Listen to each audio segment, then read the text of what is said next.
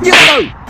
你小子凶，我看你上面好不好？好多久？10块，给我称2斤。要得。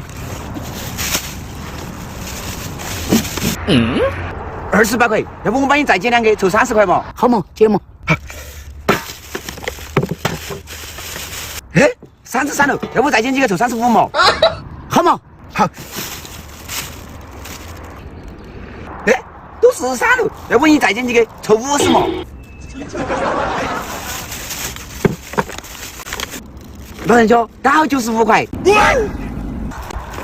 呀，我也没零钱了嘛，要不凑这一壶算给你5块钱，打一杯。